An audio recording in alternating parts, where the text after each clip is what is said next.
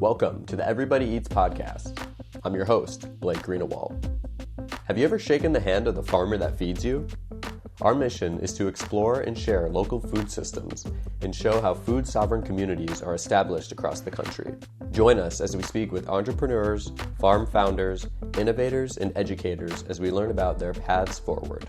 Hey everyone, Blake here with another episode of the Everybody Eats podcast. Today my guest is Jamiah Hargins. He is the founder of CropSwapLA, and his nonprofit feeds up to 80 families from 11 different growing locations across southern Los Angeles. In his most recent endeavor, CropSwap Your City, he will mentor you alongside a group of cohorts to become the local food system leader that your area needs. Enjoy! All right, thank you Jamiah for coming on the podcast today. I'm really excited to have you here. Thank you too, Blake. No, it's a pleasure of mine to be part of your podcast, and thanks for reaching out. I'd love to have a conversation with you. Awesome.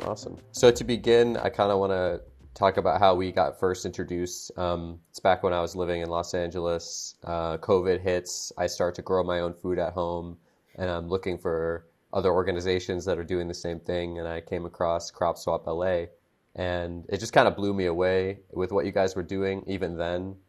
Just like the shared vision. Because I always say, I want to see a food forest and I want to see food everywhere, but I always have to stop and realize there's a lot of other people who actually want to do that too. So we got to find each other and then start working together. So I was really grateful to continue my kind of plant journey through CropSwapLA and be a part of the kind of first beginnings of it. No, it was a pleasure of mine. And honestly, it's such an evolution, just how we all, come across each other in these plant spaces. It's all for various reasons. You mentioned COVID. We got started just before COVID hit with our basic crop swapping, and then eventually have different motivations throughout the experience. Now, 7 years into having started the organization, there are many motivations, and each month I seem to find a new one. Yeah, there's always a new thing happening, especially in the world right now. But let's get into a little bit deeper about your background and kind of what led you into this whole realm of growing your own food. Because I feel like a lot of people can get onto this journey, and your story specifically, you started in Wall Street and now you are growing food and feeding the local communities. So how did that happen?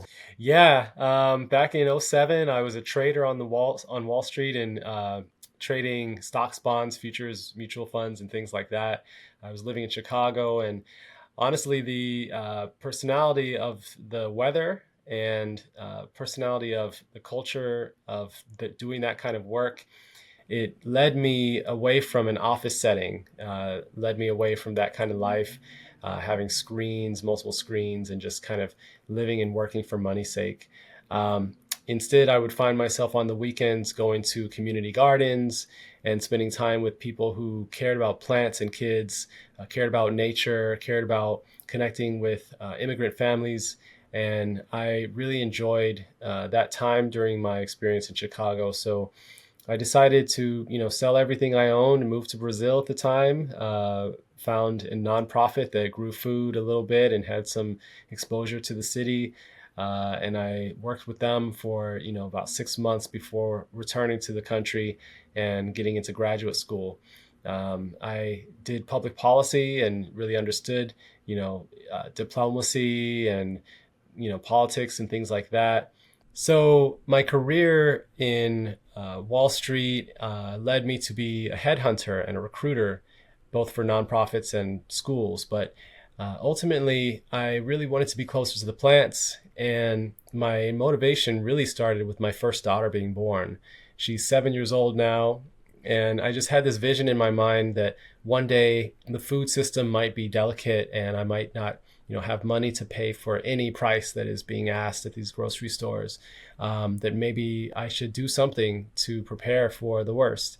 And so I started growing food in my backyard. Just had like one raised bed. I didn't even know what I was doing or how the irrigation ought to work. But I grew a whole bunch of Swiss chard and decided that I would share the extra with other gardeners and started a monthly get-together called Crop Swaps. These crop swaps were just social gatherings, the type of casual interaction. It became more friendly, more spiritual, more community enlivening than I expected. And it emerged different leaders in that group who encouraged me to do more things, like start a fruit tree harvesting program. So I would go to people's homes and collect their fruit off their orange trees and various others, include those in our free swaps together. And then at some point, we started a farmers market called the West Adams Farmers Market.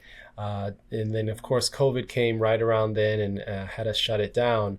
But it got me thinking, if markets and grocery stores can be so delicate, so precarious and shut down, then there's got to be a better way to both create food and distribute it. So I had an idea that in Los Angeles, we're fortunate to always have sunlight basically all year. And we've got these residential yards, which most cities, have, like New York City, you don't have a lot of residential in Manhattan where there's a yard and a backyard.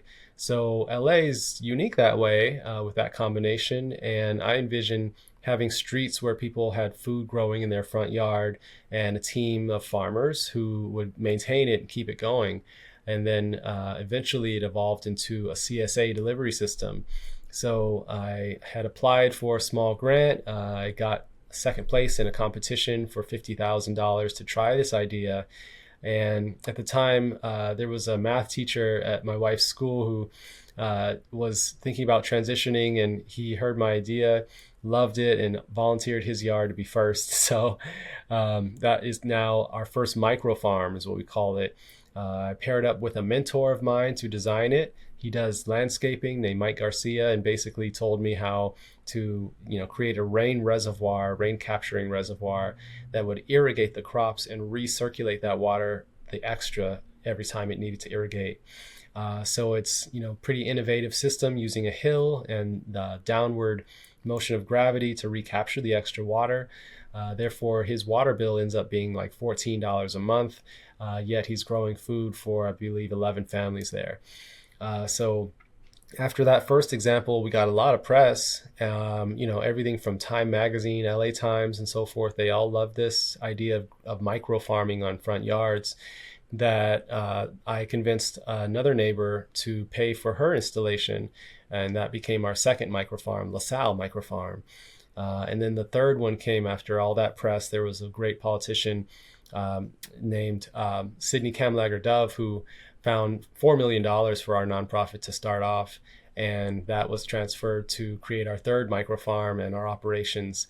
So we now grow in 11 locations, not just the 3 residential spots, but also some schools and churches and apartment buildings. And then we distribute that food, believe it or not, now to 80 families every single week. So it's really grown a lot. It's a very official, very disciplined operation, from the crop planning to the human resources side, and the legal side of agreements and land use agreements. And it's become a really sophisticated operation. So I'm just really grateful to my teammates who run it, and to my board of directors and my staff. So all the volunteers as well, they really help pitch in to create this vision, make it a reality.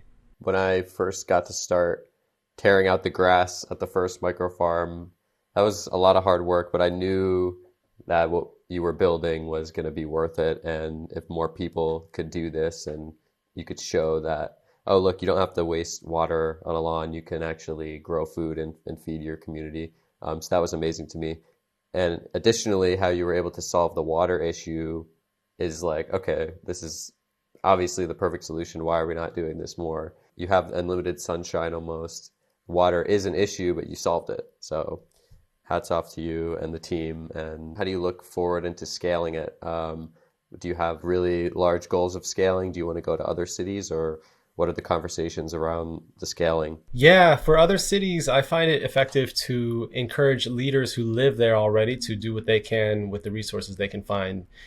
Because it's very difficult to run any operation like this that grows food and keeps it running forever if I'm not present, or if the leadership or the institution isn't cohesive. So even within LA, we have to kind of keep things within 5 miles of where we started off. It's difficult to do anything in the valley or on the west side. It's just a little bit too far to keep up when an irrigation leak happens, or the concern with maintaining it routinely. or the economics of even going across town to pick up a batch of vegetables sometimes isn't worth the cost of the staff time or the gas. So, when it comes to other cities, what I've chosen to do is start a program called Crop Swap Your City, where people who live in other cities can get mentorship from me on a monthly basis online. It's basically like a consultancy where they tell me what they're facing, what their challenges are, where the stages are, where their operations are. Many of them are at step zero. They may have an idea or they have the courage and willingness to take some risks, but they may not have the funding or the legal structure yet to even operate. And that's where I can offer my mentorship. They pay a small $300 for unlimited mentorship. It's a one-time fee, and that gives me justification to offer an hour a month to really dive into those problems. So right now we have people in Phoenix, Florida, Tennessee, New Mexico, various other places that are not in the Southwest, but still have a lot of sunlight. We've even got people in Chicago and I believe Portland where, the sunlight and rain are all different, but there's still opportunities to grow food most of the year and even to run, seedling operations with greenhouses in the other parts of the year.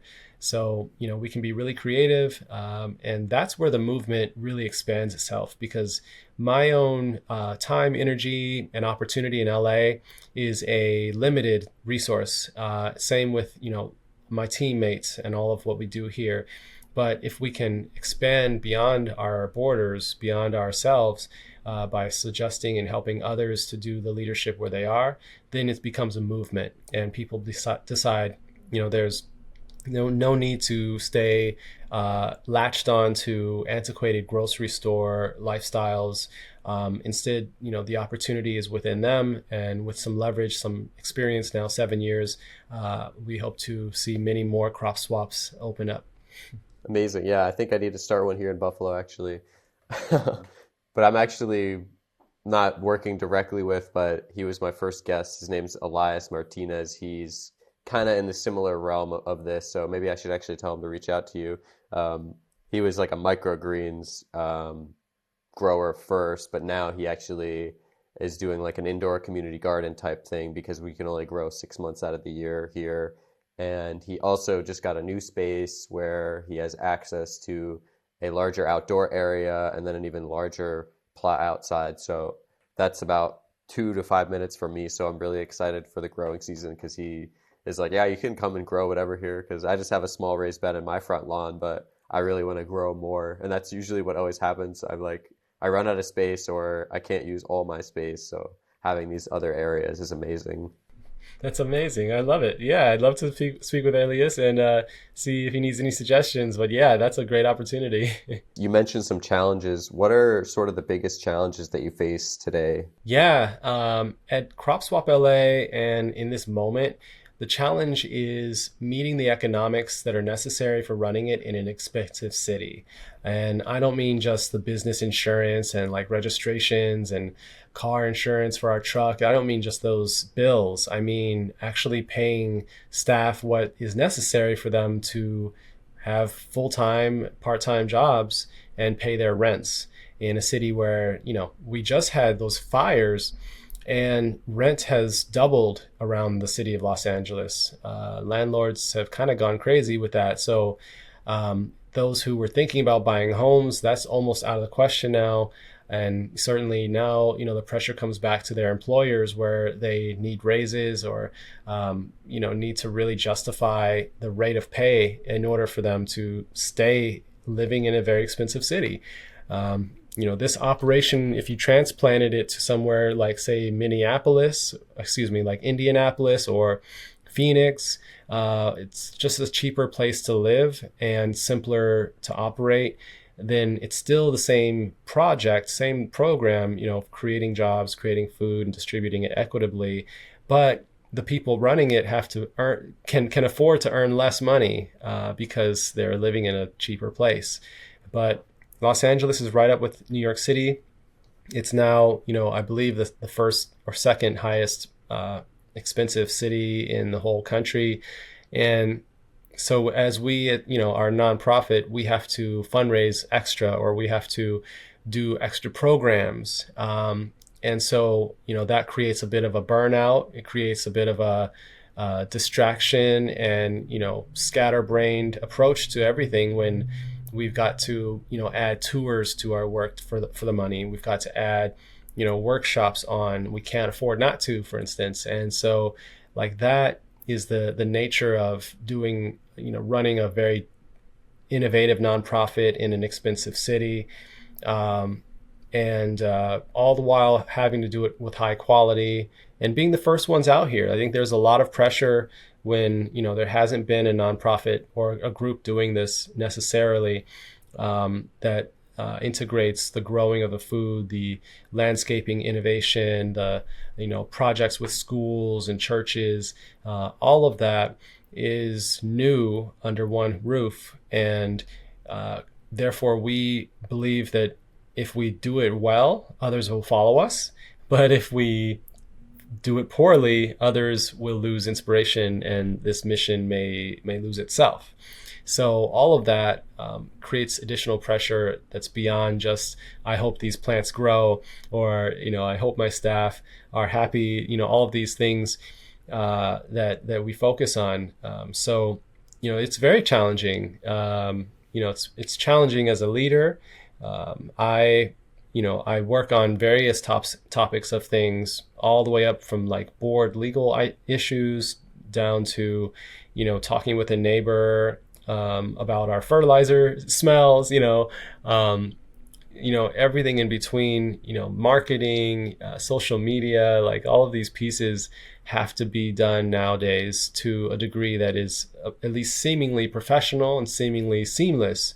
But the truth is, behind the scenes, our staff are real people. They have family life issues. They have housing issues. We're going through crises every other week in Los Angeles. And just the bare nature of living in a challenging time while keeping this thing stable is the biggest challenge. I'm grateful, though. We got a lot of donors. We got a lot of foundation money and grants we've secured, lots of great press and amazing volunteers all the way up and down the spectrum. But it's almost not enough. We are keeping up. We're doing our best, and I believe that every few months something comes up that we kind of look at and think, oh my goodness, how are we going to get through this? But we always find a way. And I think that the longevity and the stick-to-itness of CropSwapLA is its greatest asset, that if we can find ways through these problems, then we're really paving the way for other groups across the nation that want to do something like this. And we can say to them, we faced that once. Like, don't worry, there's a way around it, or hold on, or see it differently, or use this opportunity in order to leverage yourselves upward. So yeah, it's taken a lot of faith. It's taken a lot of patience, and on a leadership side, it's taken a lot of trust in my teammates that when delegated to, they step up, they stand through and move through it. So yeah, it's quite different. It's a lot of challenges and a lot of stuff you have to work with. So I'm wondering if it's as simple as just getting not only the monetary support, but the energy support, and not just volunteer work, but basically what I'm trying to get at is, do you feel like there is an awareness issue in this whole thing? Because for me, I'm always thinking about this kind of stuff, and I'm always trying to attract this sort of stuff to me. But then I know that there's this whole other section of the population that, one, maybe don't even care about this stuff, or two, don't even think about it at all because maybe they don't have access issues, or they can go to their grocery store, they can go to Trader Joe's, whatever, and buy their packaged food, and that's fine. And I'm always struggling between the tearing down those old systems and then building up the new ones. And I'm realizing we just need to build up these parallel systems. But before I rant on back to, is there an awareness issue for you?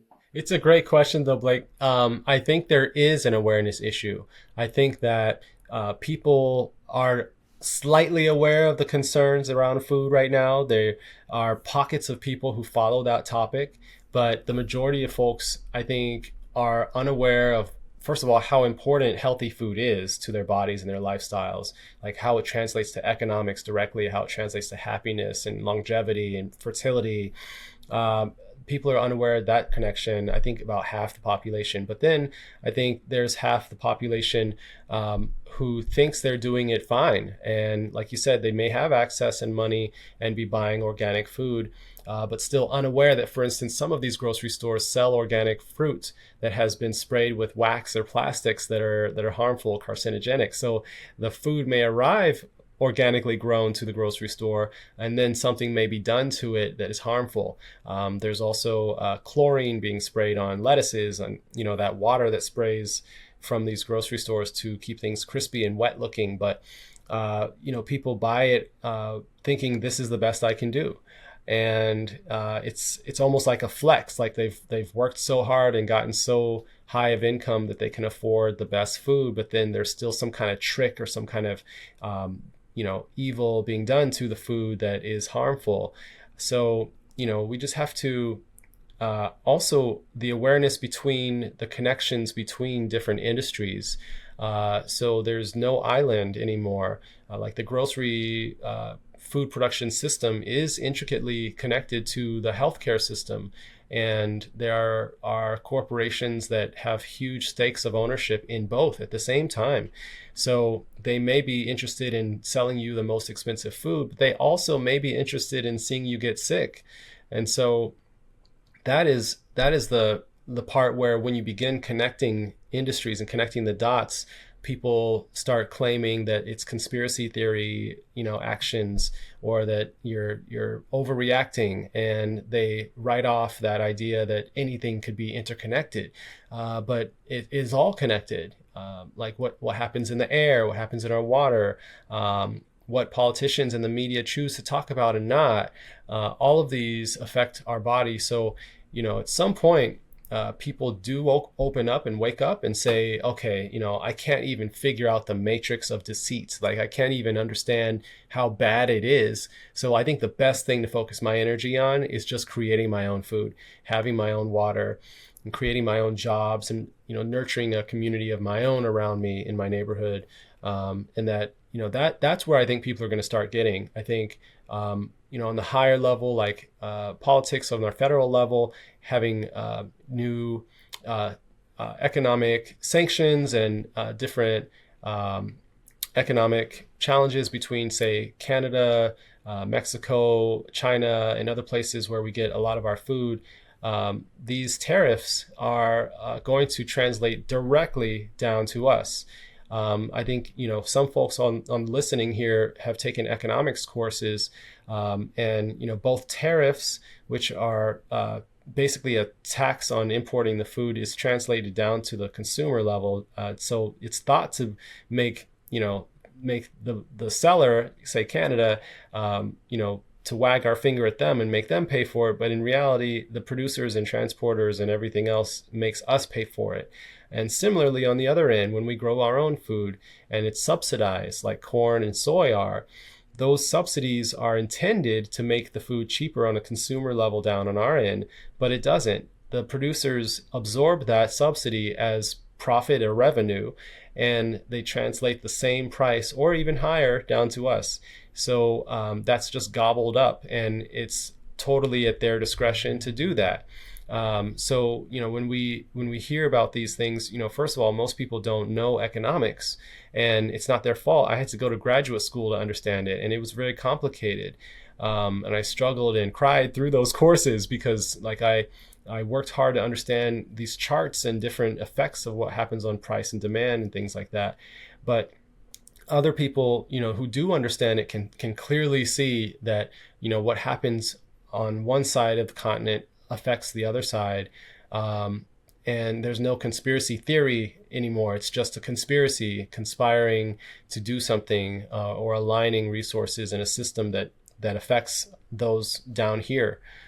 So I think the hardest part is people's attention span and hearing the entire equation, knowing that when I try to explain it to like people on the sidewalk and they say, well, why is food so expensive? And I kind of stop and I say to them, well, actually food is cheap because, they're being heavily subsidized. And if those subsidies are taken away, then they'll even translate more costs down to us. So, it's not expensive, it's just overpriced. And then price is something that's arbitrary.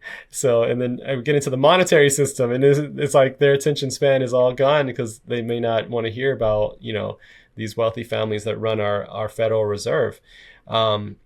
So, all of that is connected, and the awareness is partly due to not being educated on those topics, partly due to short attention spans, partly due to an assumption that people are just conspiracy theorists, and also an assumption that if they do the best they can, then they are doing the best thing. But I'm really hoping to show through our example at CropSwapLA that when you skip the grocery system and grow your own food, that's the best thing. All of the verticals of transportation and abusing field workers and threatening them, more tariffs and more,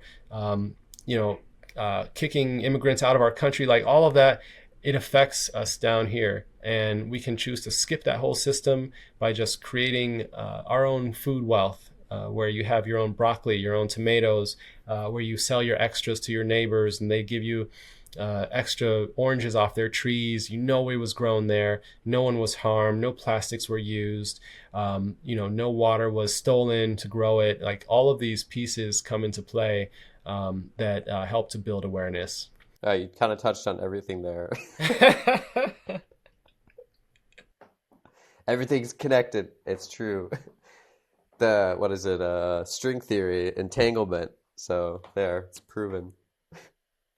No, those are all great points. And it resonates a lot with me because I think the same way. And it started with me when I was first working for a restaurant in Boston where they sourced 60 to 80% of their food locally, depending on the season, and they encouraged seasonal eating. And I was like, this is interesting. And that was the first time I ever heard of one, seasonal eating, and two, like, I've heard of local buying before, but like local food was like, oh, okay. Because I had just gone through my whole school life, went to college for a couple of years, and I'm ended up in this restaurant starting to question everything.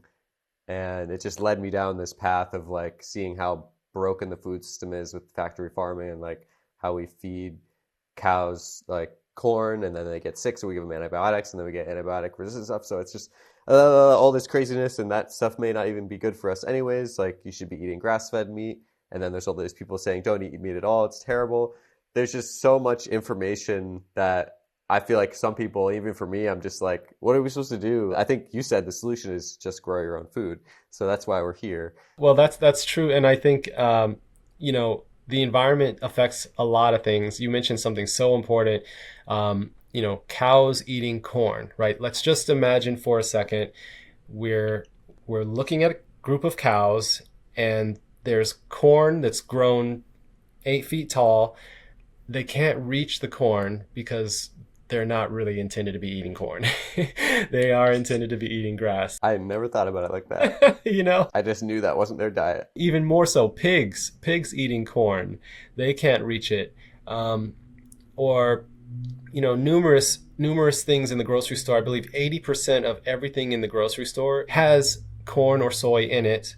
And much of that, of course, is GMO because it takes an immense amount of protection on that kind of plant, on a corn plant, to keep pests off of it. They spray so much stuff. I mean, my family grew up in Fresno, my uncles, aunts, and dad. And right next to their home was a field that would always have spraying happening. They say whenever it would happen, their skin would itch, they'd start coughing and things like that. They couldn't control it. They had to deal with it. And, a couple of them came up with skin issues and, heart and blood pressure issues, brain issues and things like that. So, it really directly affects people. But of course, it also kind of taints the soil for the next round. So we're facing both a current crisis and a future crisis.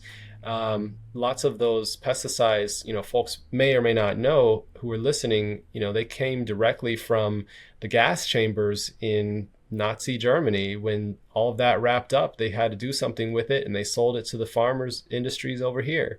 And that's what they sprayed on the crops. That's where the basis of glyphosate come from, and the basis of a lot of pesticides. So, if it gets in if it's harmful and can be inhaled and kill someone, then it can also be harmful in our gut and the rest of our system when we eat something with it on there. These are also coming a lot from, the oil industry, petroleum.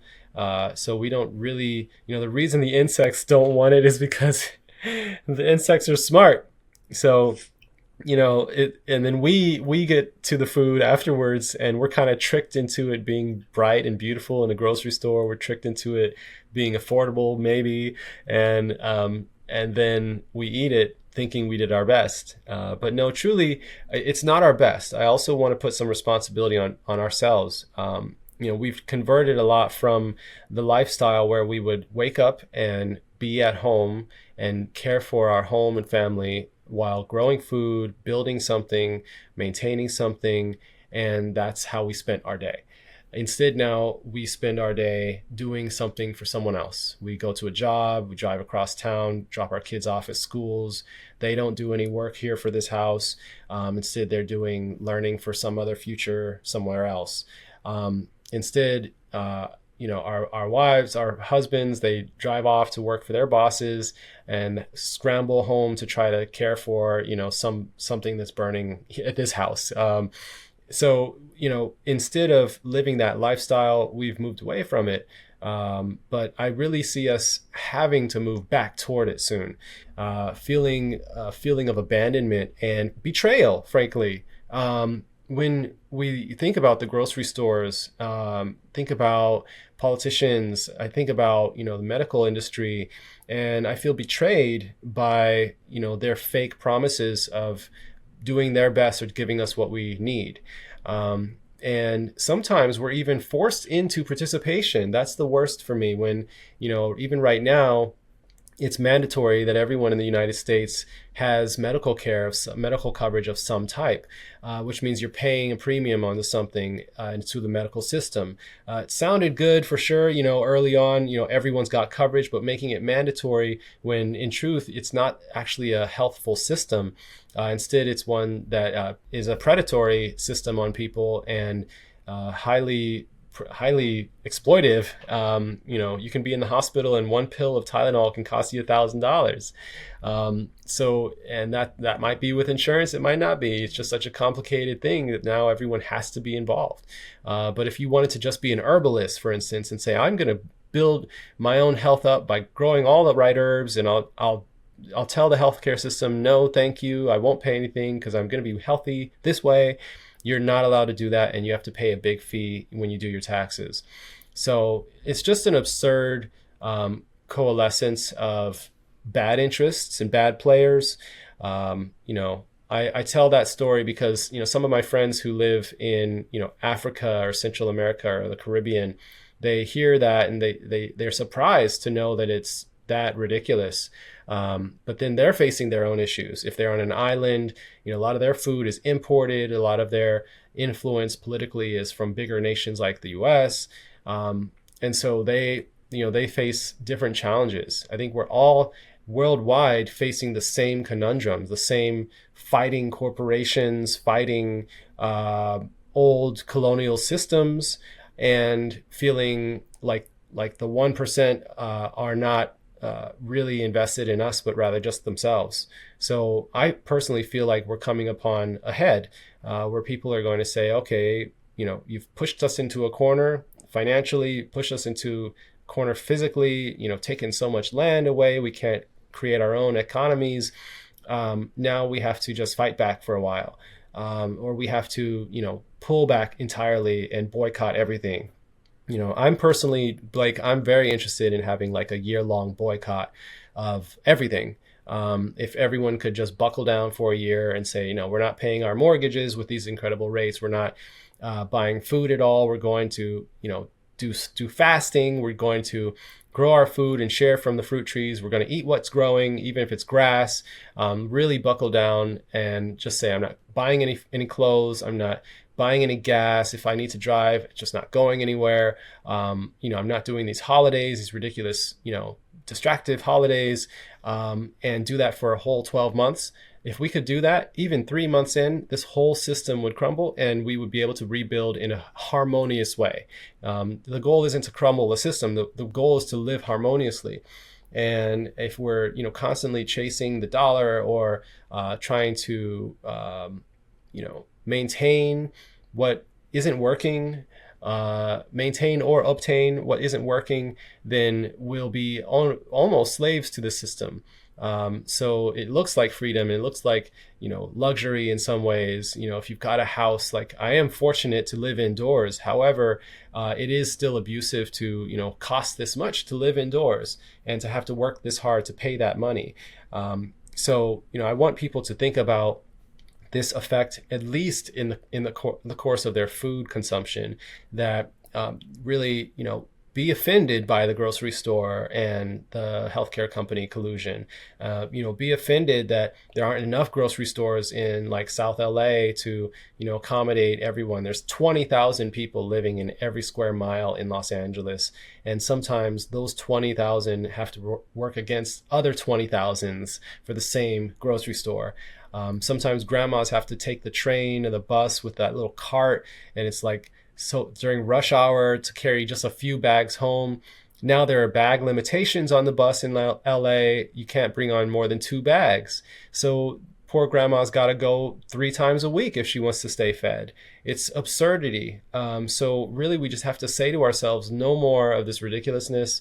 Let's create our own food systems, your yard, my yard, their seeds, this water, this week, because if we don't, Blake, it's leading toward a famine. It's going to create food shortages, and food shortages lead very quickly into violence and hoarding. Violence leads into disorder where the government steps in with its troops, and just, it's crazy from that point forward. So I'm really telling people in my mission with CropSwapLA that we have to work hard now to avoid a famine and prepare for one too, because no matter how much we work, there's still going to be that large scale, potentially that famine. And we'll have to just have what we've created in that meantime. I think it's becoming more and more important for our mission as people see these dire circumstances approaching. And we've gotten some donation support, but if listeners really want to care and get into this, first of all, you can go to our website with CropSwapLA.org and /yourcity, because you may be the leader that your city is waiting for right now. And I can help coach you into that position to be, ready for what's coming. Or if you don't want to be that leader, it's okay. Please invest in myself or other leaders where you live with donations, to our organizations. We can talk about that another time, but we accept stock and we accept all kinds of donations, land, investment properties or pieces of ownership in businesses. All of that can be translated into economics for us to continue. So yeah, we have to try. And I think it's a preparatory thing. I was raised, Blake, on Air Force bases. I don't know if you know that, but I was raised all across the world, like Germany and England and stuff, New Mexico. And every now and then they would have basically like red alarms where everyone has a lockdown.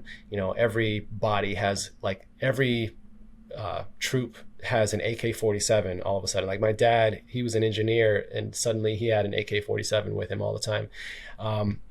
It seems to me like we're facing a lockdown here, at least a crisis of a type, where everyone needs to be growing food. Let growing food be your AK-47, because it's not a weapon to harm anyone, but it is a shield to protect you and your family, to have something happening where you say, you know what, all we have is radishes, but thank goodness we have radishes. Or we've got to try something. Even if you don't know what you're doing, you end up like me. I didn't know what I was doing in 2018. But now, 7 years later, I do. And so you've got to start somewhere. You've got to start somewhere. I've said the food system is broken, but I also see it as fragile because even with the simple earthquake, small earthquake could knock out the food corridors into LA. I don't know where you want to go from here, but I love everything you're saying. And the solution is simply as growing your own food. How do we get it out there? We have to show the example. So one thing we did here, we grow on front yards, as I mentioned earlier, and it's intersections in residential neighborhoods that people stop at, like the stoplights that come through residentials. So they can see it. And many times, kids look out the window and they say, "Oh, Dad, look at all the food growing." And I say, "Yes, I got one." It's like an inception thing. Like in their brains, they'll never forget having seen it, and they'll bring it up to Dad 3 times on the drive home, and Dad'll grind his teeth and be like, "Damn it, kid, now I have to grow food." And I actually wrote a children's book. This behind me, it matches my shirt. It's called Captain Plant It. And it's just a coloring book. It rhymes, and it's a cute little idea that, Captain Plant It, shares with people how to grow food. And, I've given that away to many people. They buy it sometimes. But the kids, again, that inception in their brain, it creates like a wrinkle in their brain that they know it exists. So they will grow up, they'll be 12, 16 years old one day and say, "Well, of course people grow food on their yards. I saw Jamiah doing it in his team." Versus my, 35-year-old self at some point had to concoct that idea a little bit. And it wasn't purely my idea. I think the opportunity led me to it. But there was a group that got to it first for sure out there in Orlando, Florida. It's called Fleet Farming. I always want to prop them up for, they spoke with me earlier when I had the concept and told me some of their challenges and what I should work on. So, Fleet Farming, is a nonprofit that grows food. I don't know if they sell it like we do. We have a CSA, and honestly, I'm sure they have a cheaper operation than we do because we're in LA. But nevertheless, each of us are operating that way. And there are other groups too, like in San Diego, San Francisco, a couple people that do this. I think I just got a lot more press all of a sudden. And so, for me, I've had to really not just think about the food growing, but also the leadership and being out front for the sake of others who are doing this in the quiet, and also the sake of others who are going to get into this later. Many people have come to me from other careers. They're a nurse or they're like a delivery driver, and they say, "I just wish I could just grow food like you. I would stop what I'm doing. I'm just doing this for money."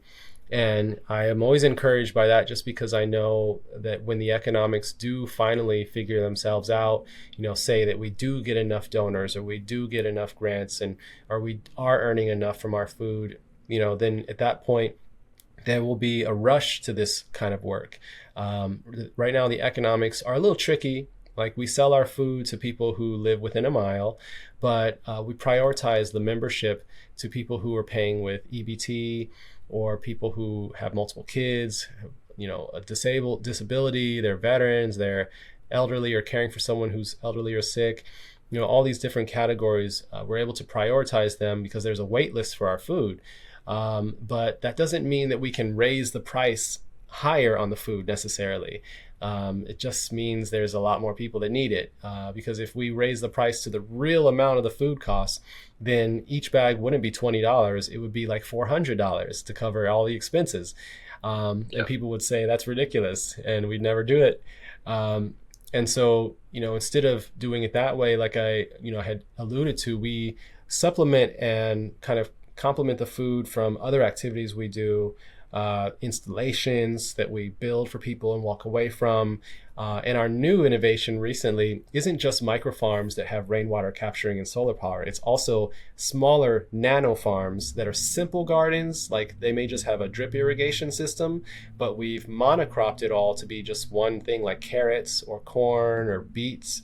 And then we can walk away from that spot for a good 3 months without any pest control or without any drop-ins. And it keeps our operations low. We come back and harvest a whole bunch of beets and leave some for the family. So, that's our new innovation. It's really more like a workforce innovation that translates into how the farming happens. And it's similar to how, large-scale agricultural operations do. They have, hectares of corn or hectares of some one thing. It's monocropped. But out here in a smaller city, monocropping isn't as harmful on the environment as it is out there, because it's just someone's yard, like 4 or 5 beds maybe. I hear monocrop, I think of that giant acre, multiple 100-acre cornfield, but yeah, that's not really a problem to me. Right, it's not problematic. Yeah, and for the volume, you can still get, say, 300 beets out of doing that with like 1 or 2 efforts, just seeing it, planting it, and going to get it. Yeah, so we're really hoping to just inspire people to be creative. You've mentioned the colleague who does microgreens, and microgreens are cool. I hope people do that, but also people need hearty food, and so I hope people you can do something like brand yourself. I'm just going to give some free advice. Like, you can brand yourself as just one type of food if you want to. Like, I could be like, I'm trying to think of something that goes with your name, Blake.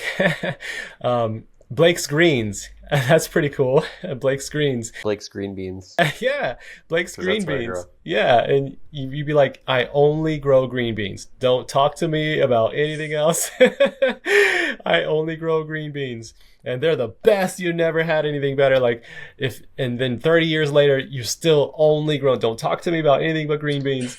And, that'd be cool because, there'd be a lot of that, and you'd be good at it, and your life would be simple. That's the piece about, this operation. Your life would be simple. And this is a complicated thing to do when we're growing, okra, squash, like peppers, like all these lettuces, because we're trying to accommodate a membership customer that needs a variety at their homes.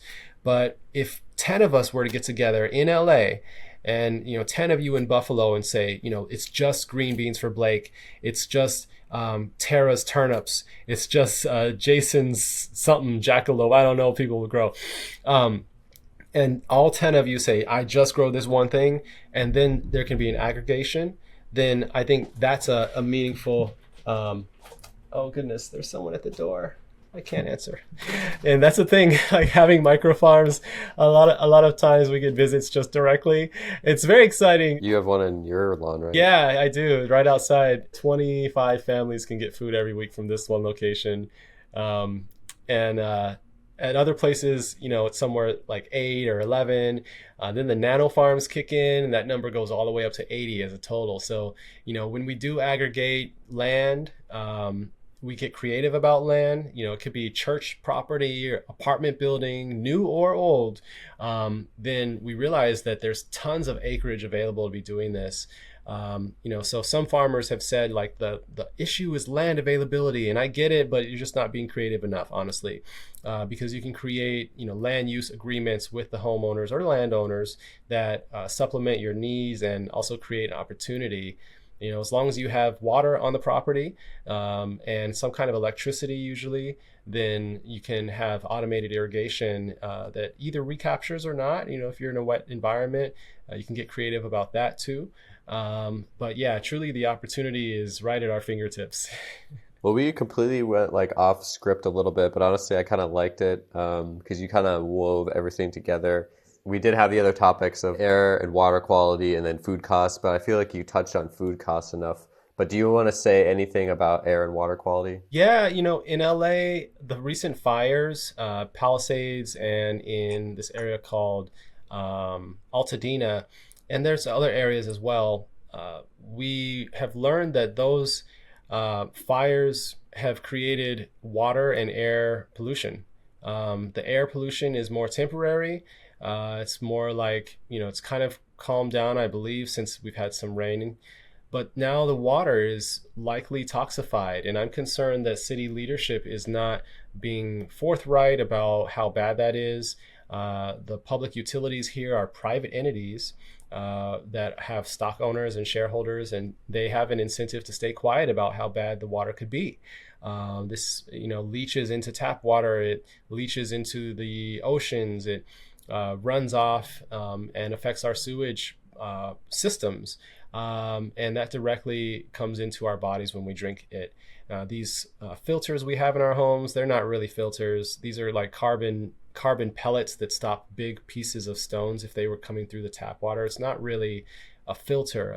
It doesn't filter out a lot of what the tap water originally has. A lot of people don't know our tap water has fluoride in it. Fluoride is a neurotoxin. And so if we're standing underneath our shower, enjoying it, it's nice and hot and warm, we're like calming and relaxing our bodies. The reason we're relaxing isn't just because the water is warm. It's also because there's a neurotoxin going through our thin blood-brain barriers. And that is just an anomaly to me. I just think it's unnecessary to have a system that needs that. When people could shift, but again, that comes down to tax dollars. It's for your teeth, right? Yeah, our teeth. Yeah, we brush our teeth with it, and fluoride in the toothpaste. Also, a lot of our products that we use, they may contain estrogen and other like issues, and that goes in the tap water and comes back in through the tap water when the water has been recycled by the city. So really, it's just very precarious, and worse now that these fires have affected things. We've, in our farming systems, we've chosen to go ahead and test our water and test our soil. We've tested everything and looked for like heavy metals. We looked for asbestos and different types of pathogens, which are harmful bacteria. We haven't found anything, thankfully, but that's good. Yeah, but I'm very concerned, and I just want to let people know, these natural disasters, they affect systems that are delicate. We're getting our water from Northern California, up in the Shasta Mountains, I believe it's called, and from the Colorado River Basin in Colorado. So all of that, it's the greatest electricity expense to our city is getting the water here. And so not only is it a heavy grid cost, but it's a heavy tax on the places the water is coming from. There's not an infinite source. So what we're doing at CropSwapLA with our tiny little shop with our brilliant ideas is we're trying to convince the city to invest in different rainwater reservoirs on residential properties so that we can create a grid of them. Like at my house, my backyard water, I've got 5,000 gallons of water that could last my family 800 days in the case of a crisis. We could drink that and use that and get through 800 days of the crisis. But I'm trying to create what we're calling water insurance, where my neighbors can chip in every month for me to maintain that water, and they can have a piece of it in the term of a crisis.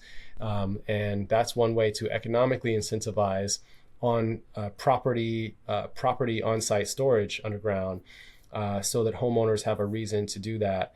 It also lessens the demand on the city when the crisis does occur. You got, I think it was 100. If we put up 100 of those, then I think 10 square miles of people would be taken care of, and there would be no crisis around us for 10 miles. But I think that's a big expense. And as much as we're looking for grant money to do that, I think there needs to be, political will to just find tax dollars and create this over time to invest in a group like CropSwapLA and, usher us into your doors to show you how we've done it. And then we can find a way to do it together. I know where you can take that money from. The police budget. Yeah, I'd love to.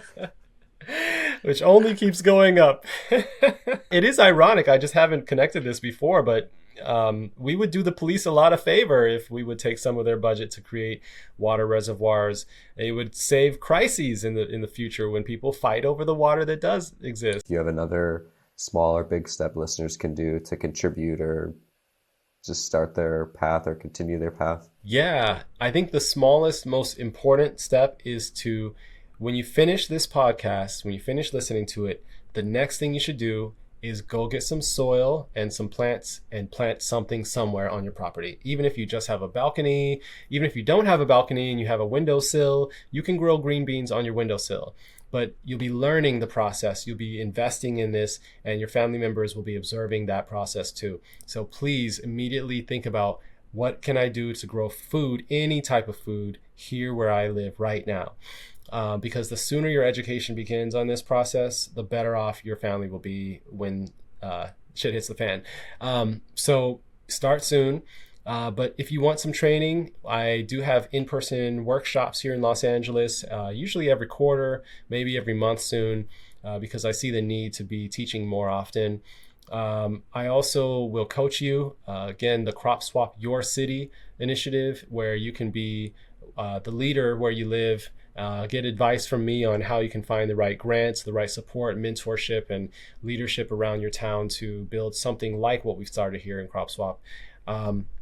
But also go ahead and just lean into your own powers, right? If you're a speaker, if you're a writer, if you're an editor, if you are in finance or legal, then find a way to help improve your food system locally. Find farms and volunteer your time, pro bono services to those farmers to help them, be their assistant. I tell leaders the first person you should hire is an assistant who can help you with phone call scheduling and email management. Those two things are essential to give you the clarity to, guide the movement where you need to. And I'll give you all kinds of that advice. I think the big things to do is to go ahead and step back from failing systems. If you feel like something is failing you and your family or harmful, then go ahead and sunset that. There's no animosity. It's just accepting that something in your life isn't right. And, maybe that grocery store is abusive, or maybe, the healthcare methodology is not the only thing you could be doing, but there's something better. Then in that case, you find your way elsewhere. Take the lead, take the courage. Don't be slow. Don't be slow about abandoning things that are harmful to you. Instead, step forward courageously and make the move. Just to remind everyone how they can learn more about CropSwapLA and any other affiliate, maybe toiletries. Yeah. You can go to CropSwapLA.org, or if you're on Instagram, you can find me. I'm Brown Superdad. And then the company, the organization is LA CropSwap. And yes, I had a product called Toiletries. I hadn't launched it yet, but it's basically I need to pay for the molds. Anyway, it sits on your toilet and grows a plant. It's called Toiletries. It's usually an odor-eating or a fragrant plant. So, you might see that soon. And then, of course, if you want the Captain Plants It book, you can go to captainplantsit.shop, and Captain Plants It can be mailed to you. Or just, think about donating to us. It does make a difference. I call every single donor over the phone and thank them and try to build a relationship. The most important kinds of donations are the recurring ones, even the smallest ones. I think one of our largest donors right now only contributes $20 a month, but he's been doing it for 4 years. And so it's really helped us and added up. So, not the one-time donors, thank you for that, but really be a recurring donor to get invested in what we're doing, what we're building at CropSwapLA. I will take advice from people too sometimes if you've been down this road, or if you are an elder, a leader, or some kind of wise wisdom holder. But, for the most part, these material, tangible resources are useful. Another thing I need right now is some board members. We're building our board up to 7. And so I'm looking for people with legal or finance, fundraising backgrounds, with deep networks, and people who would sympathize with our work. And at that point, we're going to grow. So like that support and appreciate you. Well, thank you again, Jamiah, for being on the podcast. This was a great conversation, and I can't wait to listen back to it. Thank you, Blake. It was a pleasure. Always glad to talk with you. And to your listeners, thank you for listening. Please, take some action right after this. Thanks for watching. If you enjoyed this episode, please like and subscribe, and please share it with someone that you think will enjoy it too.